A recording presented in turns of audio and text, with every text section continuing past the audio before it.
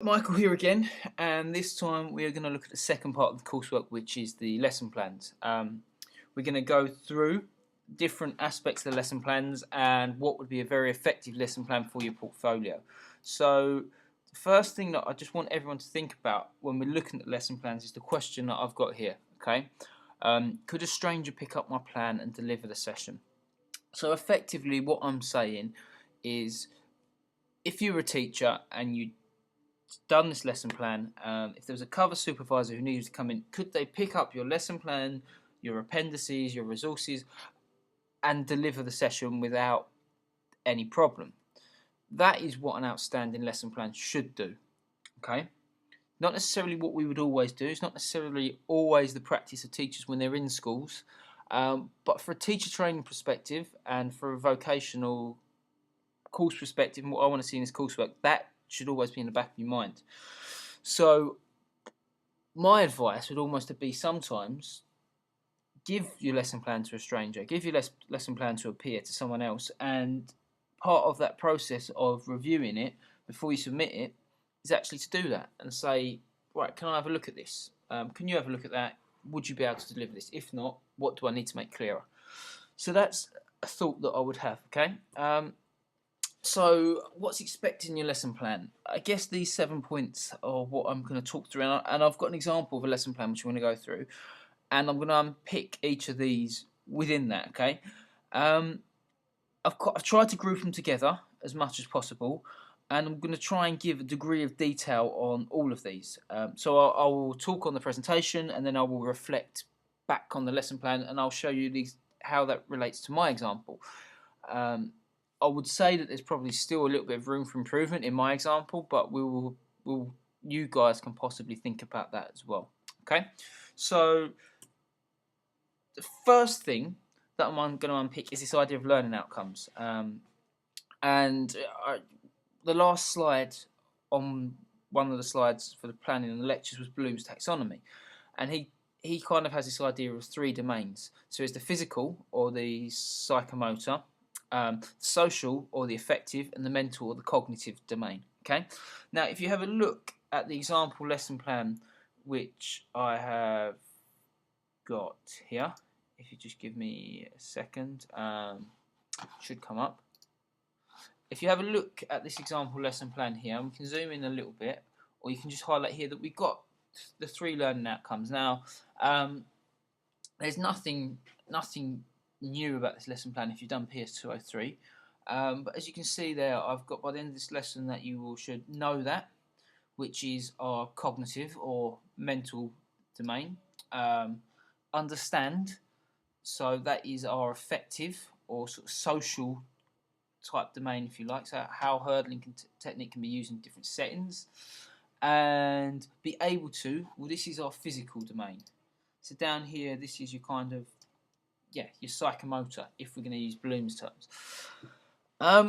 Now, for me, I would like to see that you use, within the lesson plan that you use, that you have 3 learning outcomes, okay? And they are that hit 1 for each of those domains. And that should drive your session. So we're not just doing this and focusing on the physical. Some of the mistakes from the not so good lesson plans I saw last year, they just had physical. Some of them might have just had 1 learning outcome. Beyond that, people might have had 2 or 3 learning outcomes, but they were still all focused on the physical. So what I want you guys to do, and to make sure you do, is to focus on all 3 of those areas. Now, on top of that, I know that some of you have looked at differentiated learning outcomes in PS203. That will be taking it on to the next level. As you can see in this plan, I haven't actually done differentiated learning outcomes. I've left them quite open, so good hurdling technique involves rhythmically clearing an object, minimising disruption to the running motion, and staying low over an object. Now that's kind of a general for the whole group. If you want to push on to, I guess, the higher grades and to show that you really planned and understand what you're doing, then you might want to differentiate that. So some will, all will, and just change the terminology so that you might do for you more able, you're less able, and you kind of middle of the road type students. Okay, so that's the first thing to think about. Now I'm going to add that I've chosen this lesson plan because this is the one that some of you have used in PS203.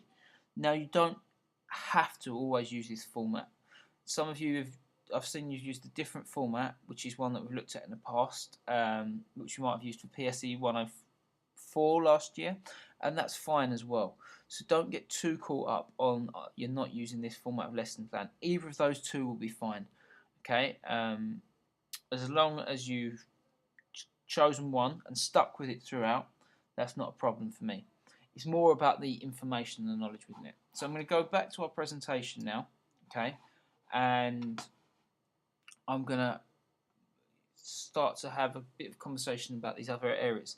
So the next couple of things that I want you to think about in the lesson plan are the activities and the appendices that you choose. Now, here I've just got some key points. There should be a good level of detail. I should be able to read your lesson plans and your appendices and understand basically the drill or the game or the activity which you're going to develop, okay? And I should be able to pick that up and deliver it, like I said before, without really having to see what does this mean. So last year, some people would just put titles for an activity. So they would just put King of the Ring or Rob the Nest or Foxes and Hounds, okay? Now that was something which was quite difficult for me to know what they meant by that. And again, it's going back to the idea of a stranger and them looking at it and going, okay, I know exactly what's happening there. So give a good level of detail. If you look at the lesson plan which I've done here, the example, we'll go down to the activities. I've tried to make it quite clear what the activities are, okay?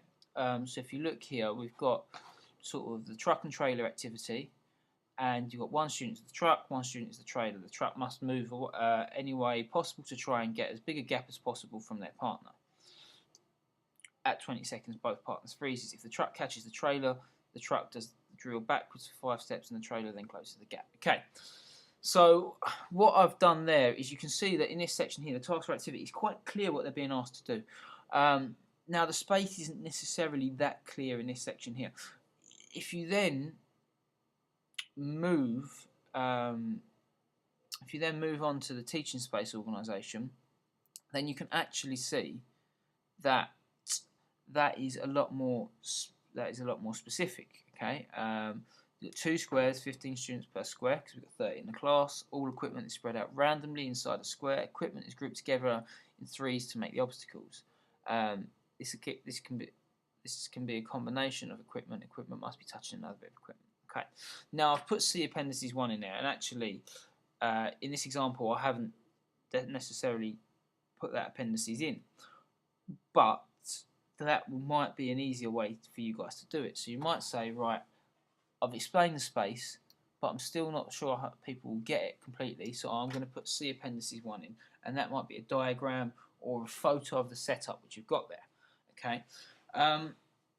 So make sure that that level of detail is there for everyone to see. And this, I think, is the key point for people to make sure that they do get a good level of detail in, is on the learning and teaching points and the strategies. So if you look here, I've put learning and teaching points, and they're very specific to the technical side of what is being asked to do on the getting away from a partner. Okay, so on the balls of the feet, knees bent, drop your shoulder, and so on. And again, that's something that when you talk about teaching and learning points, I want to see a good level of detail in that plan, okay, in those activities, so that we know what a good movement looks like. And again, you can see that I've done that for the different drills. So if you say C appendices 2 here for running drills, if we go down to the bottom, I've got an appendices 2 there with 2 of the running drills. We've got high knees and we've got heel flicks, and we've got the teaching and learning points there with them. The reason that I've put those 2 drills there in the appendices is there's something which you can, A, it makes it easier for me to understand, for an external reader to understand, but B, these are stuff which you might use again in session 2, session 3. So it makes sense to have these in appendices. You can just go back to the same appendices and say, see appendices 2. Okay, so that's something that I want you guys to think about when you are planning your lessons, that is really clear, that those learning and teaching points are really clear.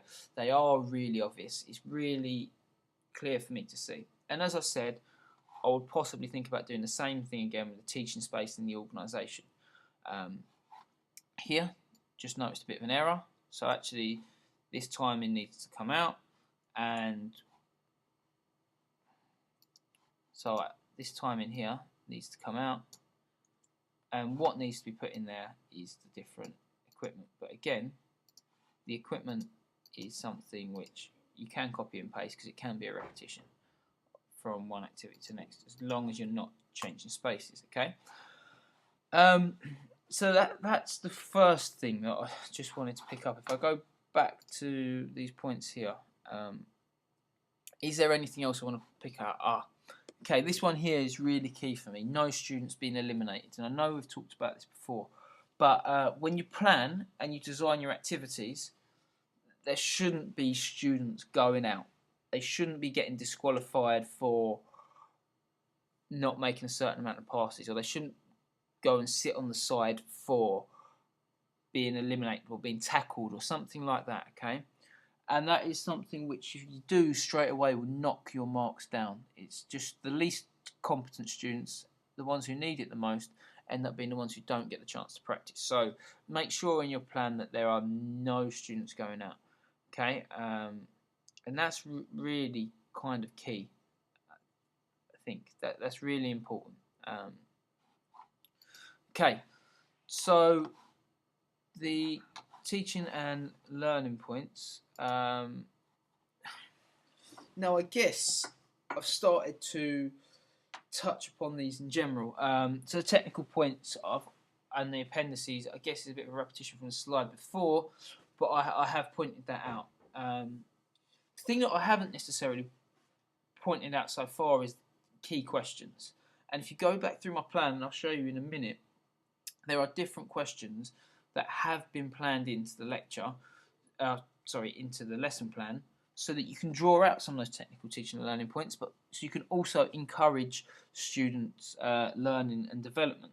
So if we go back to the plan, if we focus on key questions, you can see I've got things like how might I make my drills better, and that will prompt some of the technical teaching and learning points.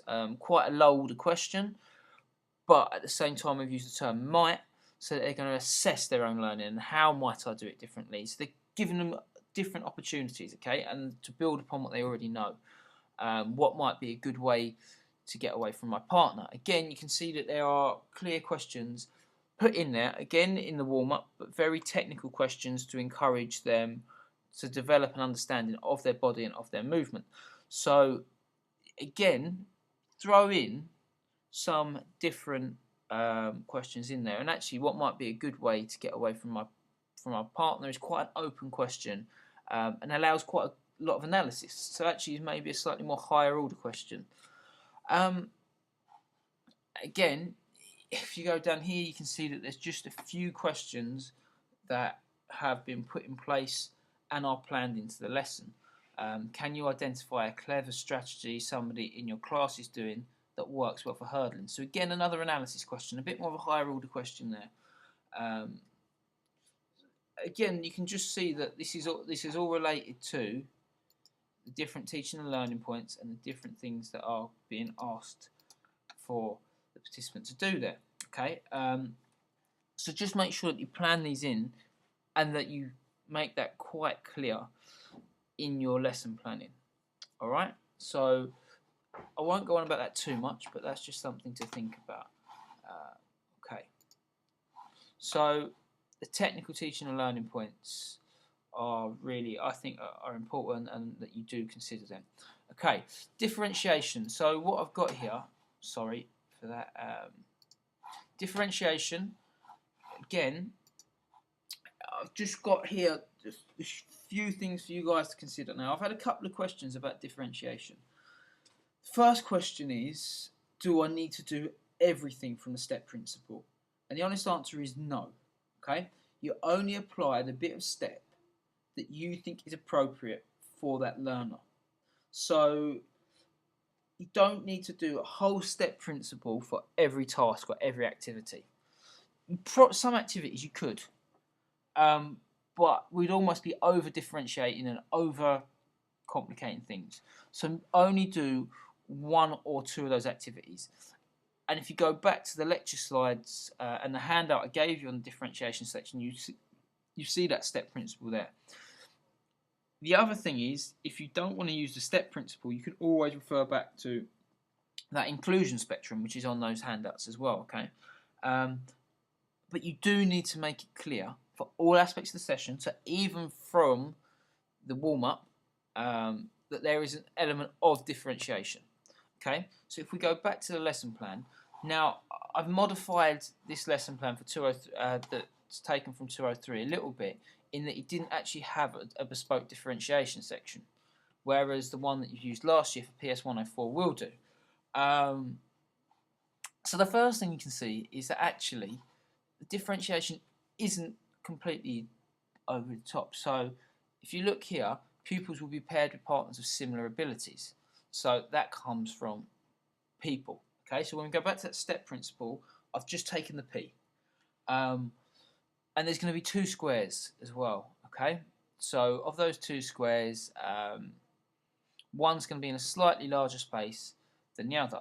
Now the larger space, because we're looking at getting away from people, is going to be less able participants, because they're more likely to run in straight lines, they're more likely to not twist and turn, dodge in and out, and work in those small spaces. So there we go back to our step principle. I've adapted the space. So half the group working in a smaller space, half the group working in a slightly larger space. The last thing that we could do is we can introduce the idea, if the trailers are finishing too close to partners as a pair, they will decide with the partner a reasonable head start. Okay, so between 2 and 5 seconds. So actually, as a group now, they're adapting the task, and we're giving them the option of how to adapt the task. Okay, so they're going to talk together, and they're going to think about, right, I'm going to adapt that task. But as you can see, I've not put the whole of the step principle in there. We've not changed the equipment, and we've not changed the time. But actually, we're just giving them a few options and differentiating quite clearly for your more and less able learners. Okay. And again, all I've done in my lesson plan is I've just highlighted what aspect of step it is that I'm differentiating at. So I've just put it in brackets, and I've just put it in brackets, and I've just made it bold there. Now, if you go down to the next task, when we're looking at the scatter hurdles, students, it's coming under more of a guided discovery approach. So actually, that in itself differentiates. And what we've done there is we've set an open activity. So students are setting their own level of challenge. So yes, I've differentiated the task, but I'm using what's on the inclusion spectrum as an open activity. So that gives you an idea of how that can be put into place. And again, you just need to look at the one below and you can see that. Okay, so that is my teaching and learning points and differentiation in a nutshell. If you want to do a good lesson plan, I would consider including it in that sort of format. Okay. Right. Finally, we're going to go on to links to the national curriculum and teaching and learning strategies. So, the first thing I'm going to say is just put in the links to the national curriculum for physical education. We are using the 2007 national curriculum for physical education. So consider that and just put it up against the relevant bit of the lesson. Okay, so if I go back to that lesson plan, what you see is all I've simply done is for the warm-up activities, I've put the numbers next to it. So if we're talking about point 1 of the national curriculum, it's about competence of movement and developing and selecting and applying the relevant movements and developing movement competency. So if you look there, 1A, 1B. I've put up against the warm-up activities, and 4A is about understanding the knowledge and understanding of fitness and health. Again, on the previous lesson plan that you might have chosen, there is actually a section for it at the side, so you just put that number in at the side. You don't need to really explain it in too much depth, but if you can just put those numbers in, that will really help. The second part, which we're going to look at, is teaching and learning strategies. Okay, so again, it's just maybe alluding to where you're using a particular teaching and learning strategy. So if you look here, I've put guided discovery using Mostyn and Ashworth's questions based upon following questions. Okay, so I've chucked the reference in there, and I've just stated that actually this activity uses more guided discovery. Now, thinking about it, actually it might have used more divergent discovery, but that, for the sake of argument, it does not really matter. All I've done is I've made it clear that that's what I was trying to use. That's what I planned to use. And because it's guided discovery, then you can see that my teaching and learning points are maybe more question orientated, and that's why I've planned those in. So that's what I've put there, and you're just alluding to the fact that you're using that. Okay. Now, you don't necessarily have to just use guided discovery or something from Mostyn's and Ashworth's teaching style. You might use something which fits within one of Metzler's 8 models that you follow that you covered in 203, or you might use a more teaching games for understanding orientated approach. So if you're using small-sided games, 2v1s, 3v3s, you might say that this is a TGFU orientated approach.